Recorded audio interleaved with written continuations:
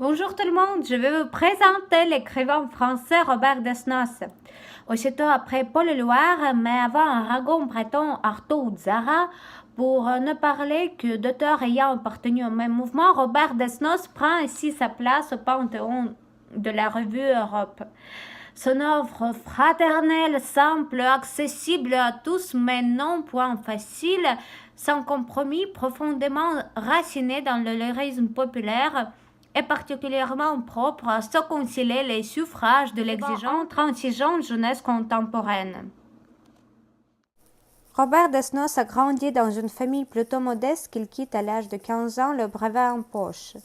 Très jeune, il met donc en terme à ses études, mais sa passion pour la littérature et la culture le pousse à continuer de se former en autodidacte.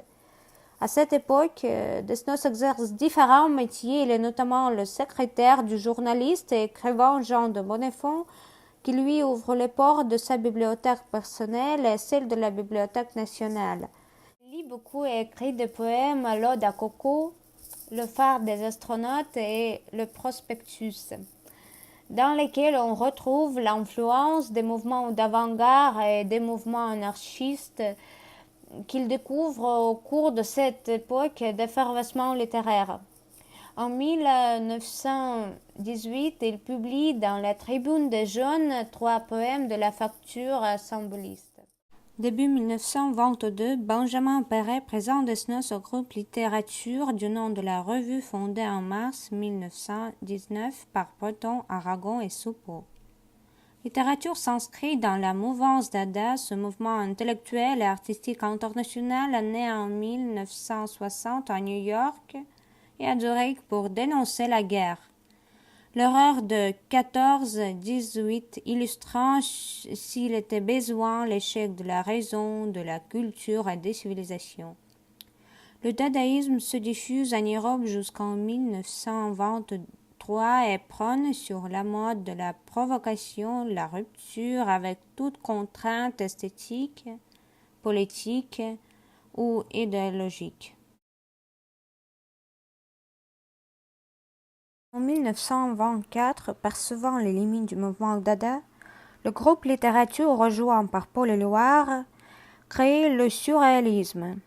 Leur pacte fondateur est le premier manifeste du surréalisme publié la même année par André Breton, qui définit ainsi le mouvement.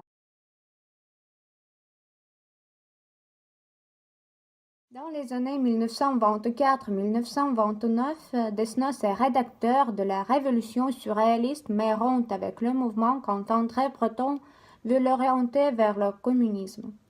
Il travaille alors dans le journalisme et grand amateur de musique. Il écrit des poèmes aux allures de chansons et crée avec un grand succès le 3e novembre 1933 à l'occasion du lancement d'un nouvel épisode de la série Fantomas à Radio Paris, La complainte de Fantomas.